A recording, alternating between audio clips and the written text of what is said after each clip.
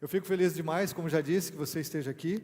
E hoje nós vamos terminar uma série de mensagens no livro de Provérbios. E tem sido uma caminhada fascinante, abençoadora, de muito impacto para as nossas vidas. Muitos de vocês têm conversado comigo e falado, poxa, essa mensagem ou aquela. Todas as mensagens estão no nosso canal no YouTube. Nós não conseguimos transmitir esse culto ao vivo. Algum problema mesmo com a Sercontel na cidade. Ouvimos de outros lugares também que eles não estão atendendo na internet. Mas com certeza vamos conseguir transmitir o culto da noite, esperamos isso. E aí essa palavra também estará lá no nosso canal no YouTube. Mas eu queria ler um último texto que Deus colocou no meu coração para repartir com vocês no livro de Provérbios. E está em Provérbios capítulo 28, verso 13 e 14. E eu peço muito que você leia com atenção esse texto. Provérbios 28, 13 e 14. São 2 versículos do livro de sabedoria da Bíblia. E o texto diz: quem esconde os seus pecados não prospera. Quem esconde os seus pecados não prospera. Esconder aqui é no sentido de encobrir, de realmente velá-los, né, de não reconhecê-los. Olha o que o texto diz: mas quem os confessa e os abandona, encontra misericórdia.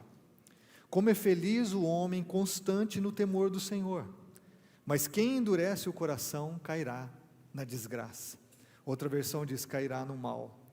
São algumas palavras, num livro inspirado pelo Espírito Santo, que estão em harmonia com os evangelhos, estão em harmonia com o sacrifício que Jesus fez na cruz do Calvário, porque a Bíblia diz que Ele se entregou pelos nossos pecados, e que Ele salvaria o seu povo dos seus pecados. Jesus é o Cordeiro de Deus que tira o quê?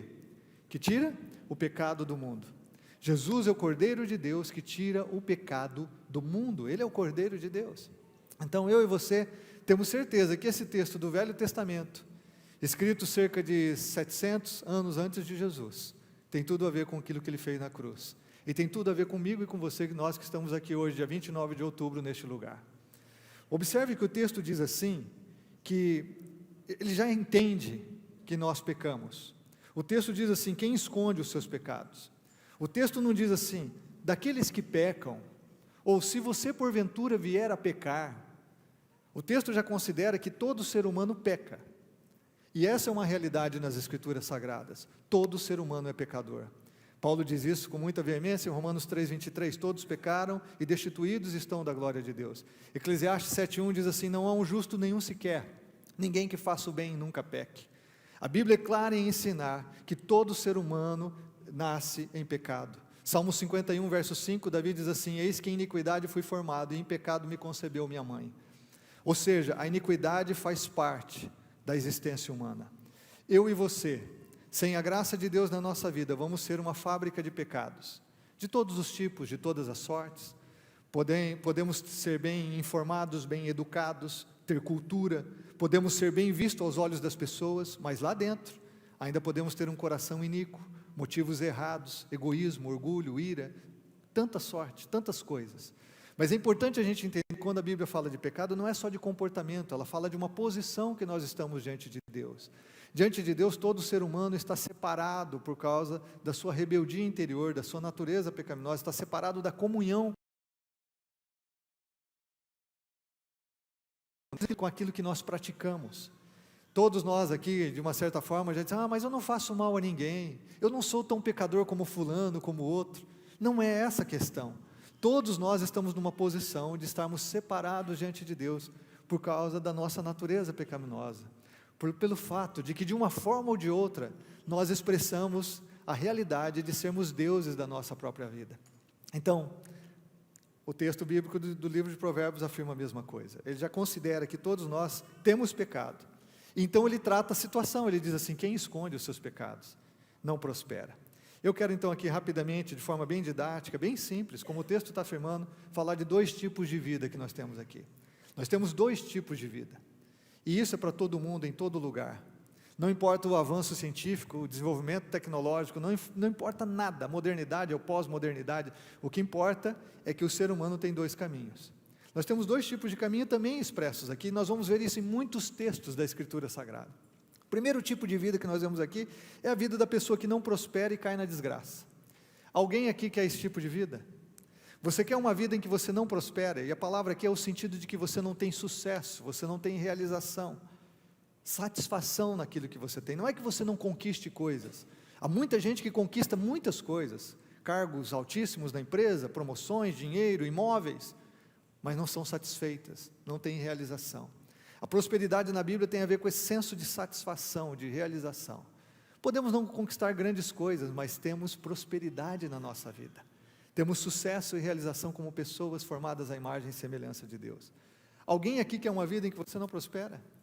Alguém aqui quer uma vida em que você é marcado pela frustração, pelo senso de vazio interior, pela falta de sentido e propósito, ainda que você lute tanto e que você conquiste tantas coisas, você quer viver essa vida em que não há prosperidade? Ele fala aqui desse tipo de vida, porque ele une os dois textos e ele diz assim: não prospera e cai no mal, ou cai na desgraça, cai na desgraça.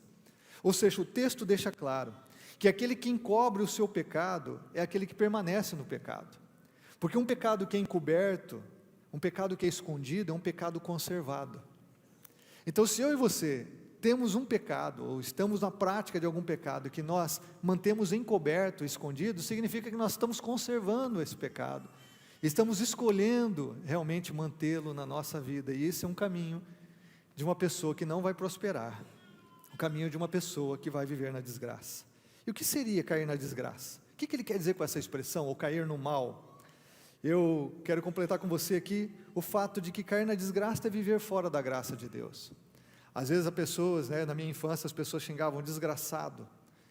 Pode ser um palavrão, mas eu não quero usar esse termo dessa forma, eu só quero dizer que alguém que caiu na desgraça, que é um desgraçado, é alguém que está fora da graça. A graça de Deus.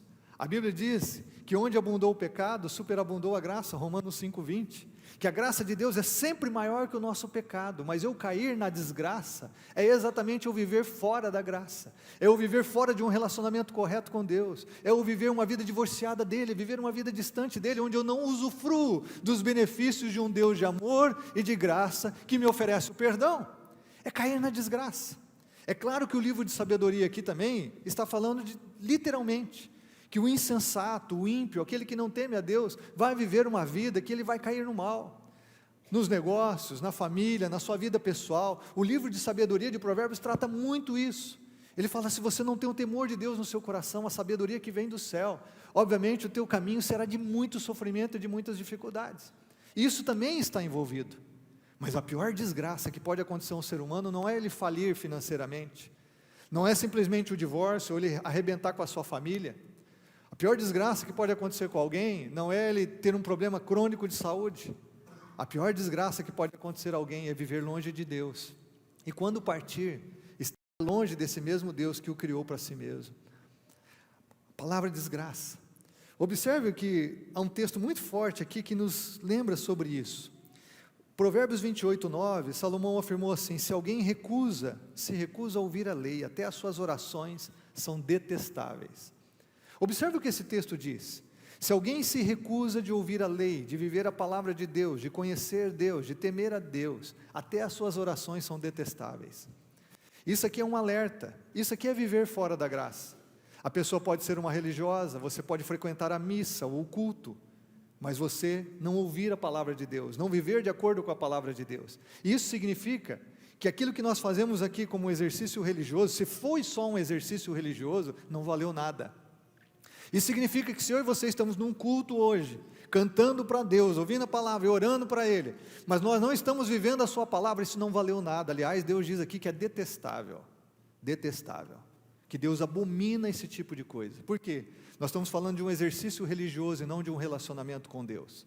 E o que nós sempre afirmamos aqui, irmãos, vocês que são de casa, vocês que têm chegado à nossa comunidade, é que o que nós pregamos é que cristianismo é um relacionamento pessoal com Deus através do seu Filho Jesus Cristo, é um relacionamento de amor, não é uma religião.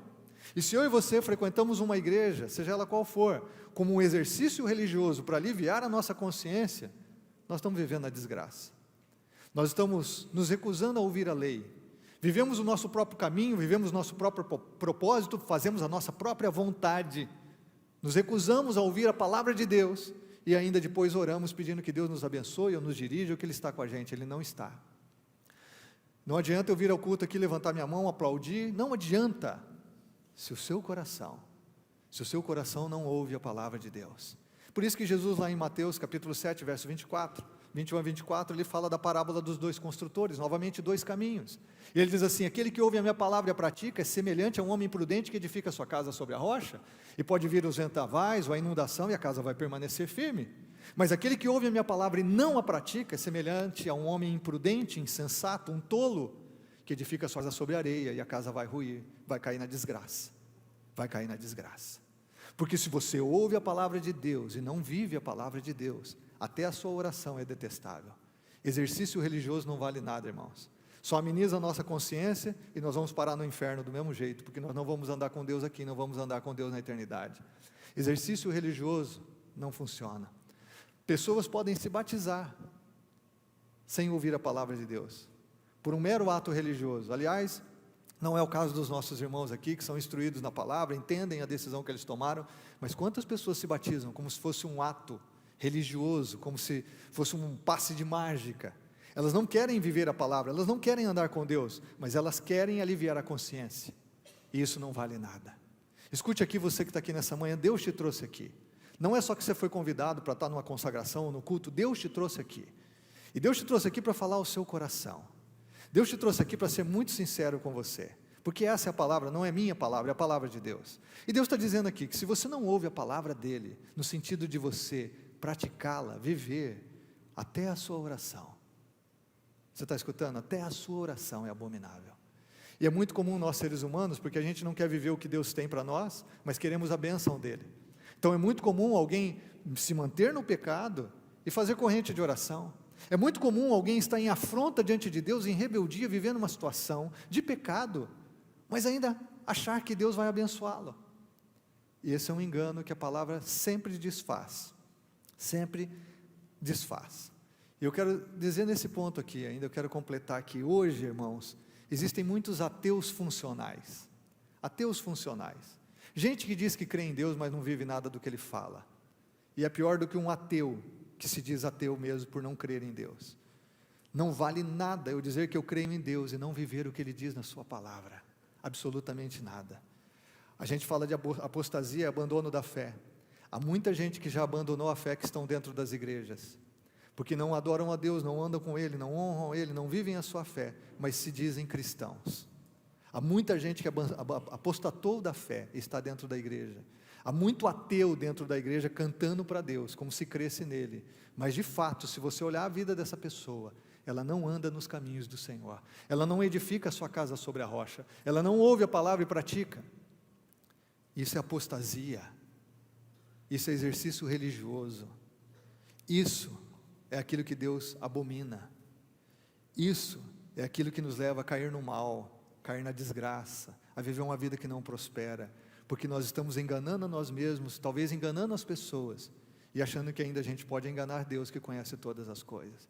Então Salomão, nós estamos aqui falando do final do livro de Provérbios, e ele é muito claro quando ele trata que existem dois caminhos nessa vida, apenas dois caminhos.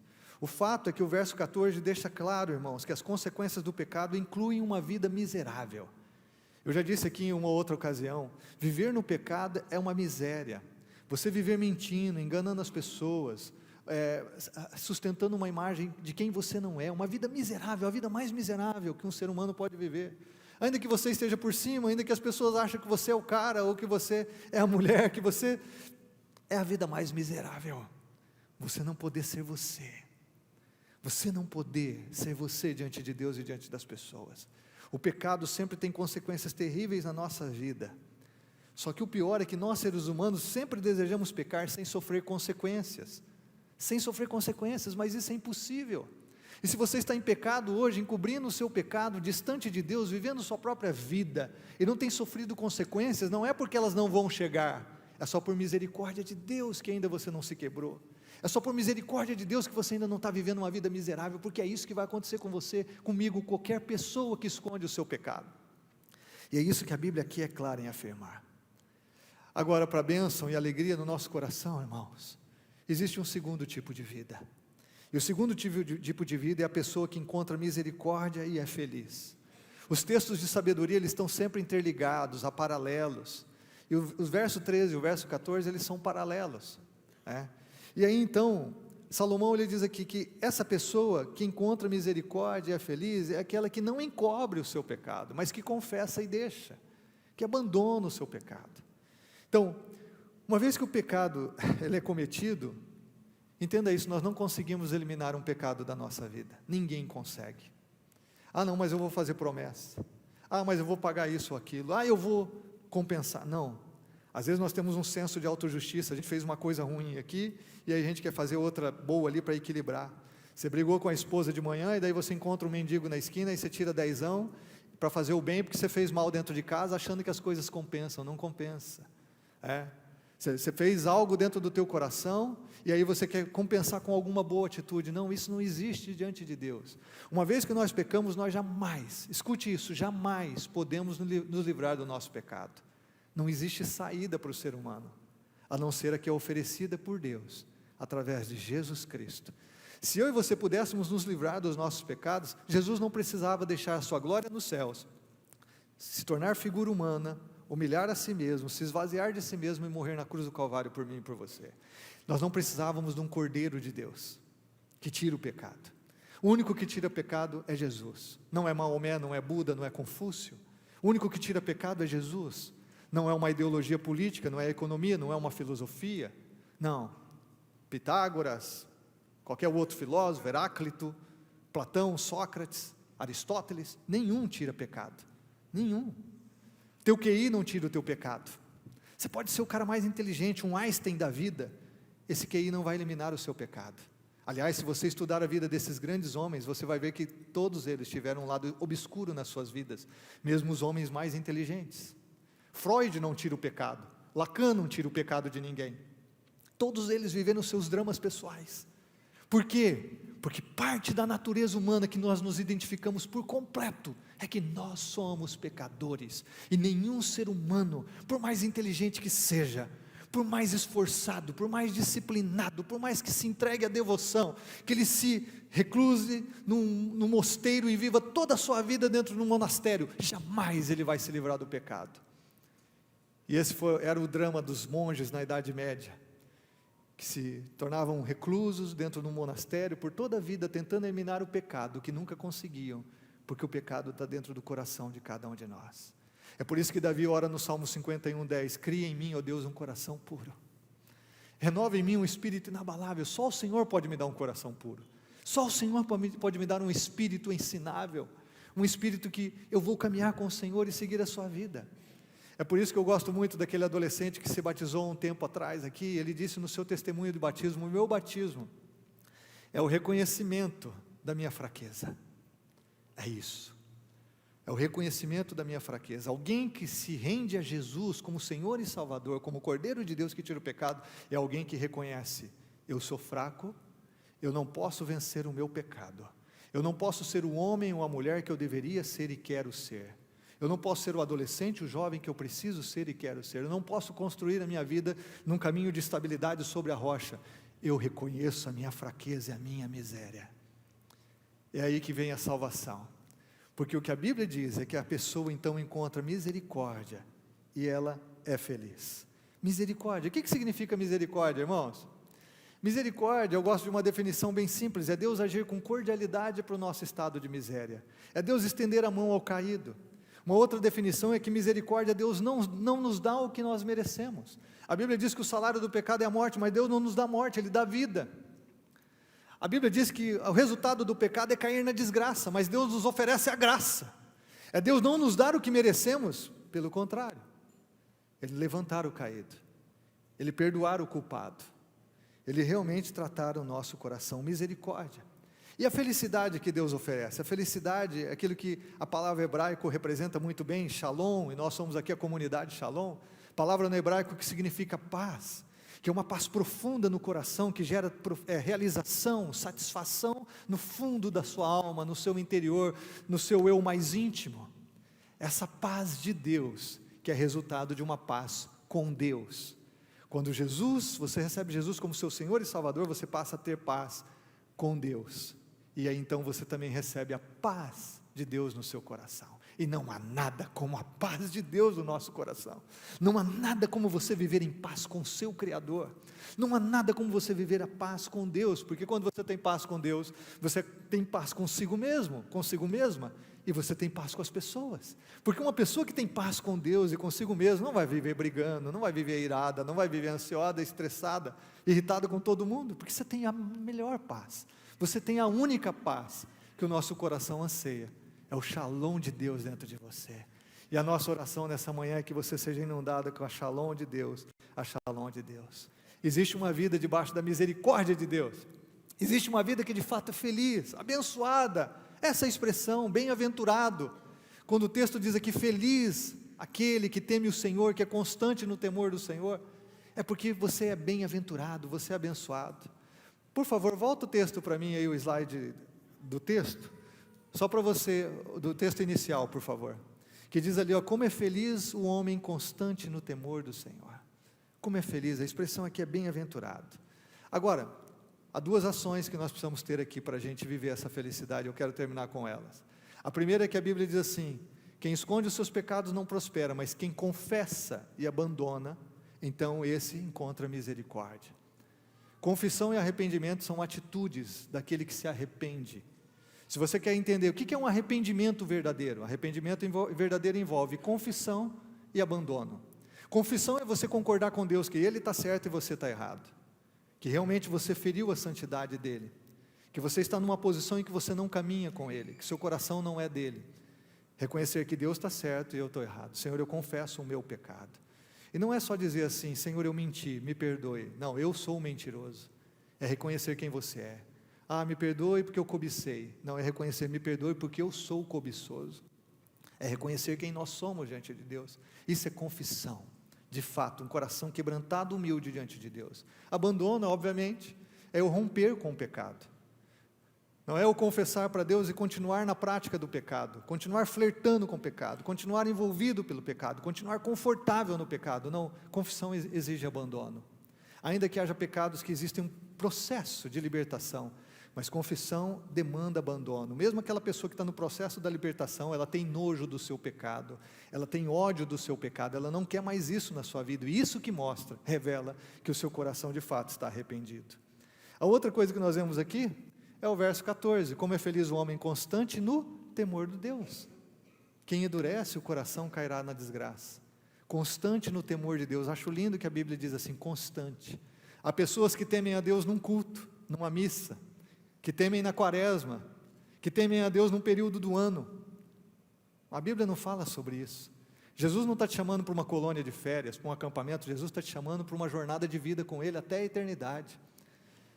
Não adianta eu temer a Deus um dia, no fim de semana, nos domingos eu temo a Deus, na segunda eu faço o que eu quero. Não, feliz o homem, abençoado, que tem essa vida feliz, aqui próspera, que não cai na desgraça, mas pelo contrário é cheia da graça, da shalom de Deus no seu coração, porque ele é constante no temor, constante. Assim como Deus é o mesmo ontem, hoje e sempre, o seu temor também permanece nesse Deus que nos sustenta todos os dias. Ele é constante no temor do Senhor. Alguém constante no temor do Senhor não vai ficar encobrindo os seus pecados, porque o temor de Deus nos impele e nos constrange ao arrependimento, à confissão, à sinceridade diante de Deus. O temor nos permite a termos um coração quebrantado, arrependido. O temor gera isso, e temor significa respeito, reverência por Deus, admiração. Quem admira a Deus não quer ofendê-lo com o seu pecado. Quem o reverencia, quem o adora, quem o conhece de verdade, o respeita. Isso gera quebrantamento no nosso coração. É por isso que eu tenho dito aqui, em Deus você vive a melhor vida possível nesse mundo. Nós vivemos num mundo de pecado, cheio de corrupção, miséria e toda sorte de maldade, mas se você caminhar com Jesus, viver constante no temor de Deus, você vai viver a melhor vida possível nesse mundo caído. Constante no temor de Deus. Agora olha, ele diz assim, porque quem endurece o coração, quem é teimoso no seu orgulho, na sua rebeldia, vai cair na desgraça, vai cair no mal. Observe esse texto, 29:1, a sequência aqui. Olha o que Salomão diz, ele diz, quem insiste no erro depois de muita repreensão, será destruído sem aviso e irremediavelmente. Se você é uma pessoa que endurece o seu coração, que tem oportunidade de se render a Jesus e não se rende, que tem oportunidade de receber a graça, mas não recebe, que ouve a palavra, mas não pratica, que tanta gente é usada por Deus para falar contigo e você não ouve Deus, que você continua sendo Deus da sua própria vida, soberbo, orgulhoso, o que a Bíblia diz é que realmente vai acontecer um dia que você vai ser quebrado sem que haja cura. Existem exemplos bíblicos sobre isso. Jeremias 19 tem um quadro claro de uma geração que Deus diz assim: vocês vão ser quebrados sem que haja cura, completamente, sem que haja cura. Quando nós olhamos no capítulo verso 29 a 31, se você ler o capítulo 1 de Provérbios, Salomão fala sobre isso. Ele fala: visto que vocês desprezaram o conhecimento e recusaram o temor do Senhor, não quiseram aceitar o meu conselho e fizeram pouco caso da minha advertência, vocês comerão do fruto da sua conduta e se fartarão das suas próprias maquinações. Ou seja, vocês vão cair na desgraça, porque eu alertei tantas vezes e você não quis. A Bíblia diz que Jesus chorou sobre Jerusalém, chorou. Ele disse assim: quantas vezes eu quis reunir vocês como a galinha reúne debaixo das suas asas os pintinhos, e vocês não quiseram. Jerusalém, Jerusalém, vocês vão ser destruídos. Essa é uma palavra muito séria de Deus, muito séria de Deus, muito, mas muito séria de Deus, irmãos. Eu quero mencionar uma frase aqui de alguém que eu não conheço o autor, mas uma frase que me abençoou demais. A pessoa que conhece a Deus, ou diz que conhece a Deus, mas não conhece a sua própria miséria, torna-se orgulhosa. E a pessoa que conhece sua própria miséria, mas não conhece Deus, termina em desespero. Porque não há saída para quem não tem Jesus, como Cordeiro de Deus que tira o pecado do mundo. Não há saída para aquele que não teme a Deus e anda nos seus caminhos. E é isso que a Bíblia, a palavra de Deus, o livro mais lido em toda a humanidade, em toda a história, mais lido hoje ainda, afirma, porque é um livro sagrado, é uma carta de amor de Deus ao nosso coração. A minha pergunta para você é assim: que tipo de vida você quer viver? A vida em Deus ou a vida fora de Deus? Uma vida em que você cai na desgraça e não prospera? Ou uma vida em que você é constante no temor de Deus e por isso é bem-aventurado, tem a shalom de Deus no seu coração? Que vida? Aí nós podemos lembrar das palavras do apóstolo João, o apóstolo do amor, que ele diz assim: se confessarmos os nossos pecados, Ele é fiel e justo para perdoar os nossos pecados e nos purificar de toda injustiça. Deus não só perdoa, Ele purifica. Ele não só perdoa, Ele liberta, Ele transforma a nossa vida. E João ainda completa dizendo: se afirmamos que não temos cometido pecado, fazemos de Deus um mentiroso, e sua palavra não está em nós, porque todos somos pecadores.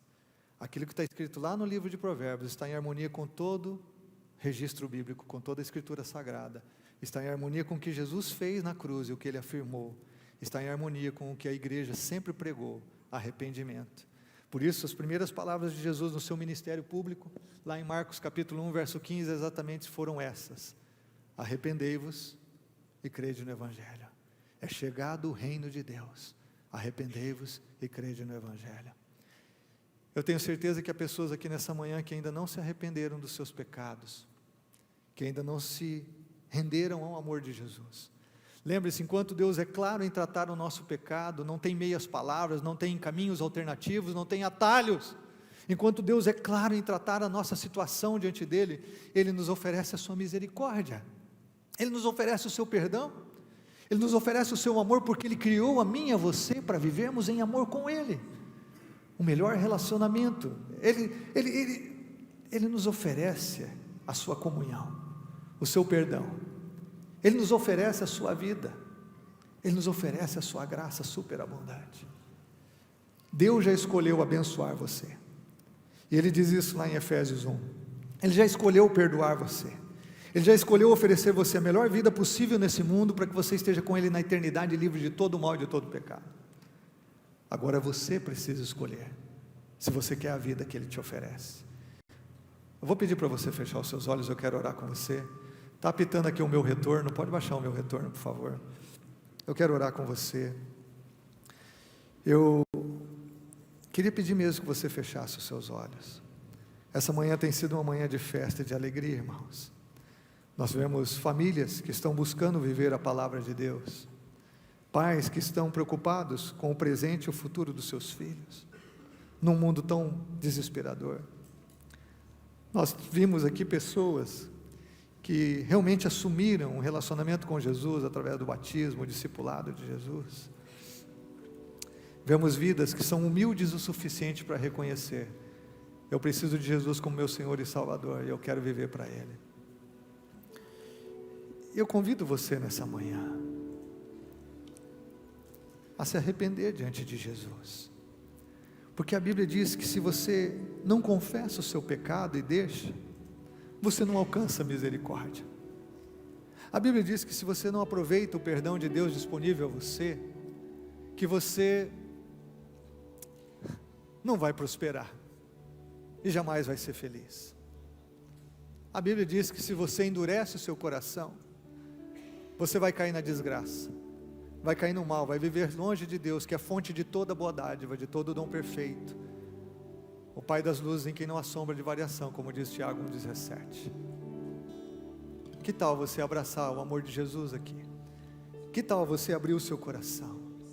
Que tal você ser humilde nessa manhã e dizer: Jesus, realmente eu tenho vivido o meu caminho, eu tenho endurecido o meu coração, realmente eu tenho encoberto o meu pecado, realmente eu não tenho me arrependido diante do Senhor, realmente eu não tenho quebrantado o meu coração na Tua presença, realmente eu não tenho entregue a direção, o manche, o controle da minha vida nas Tuas mãos.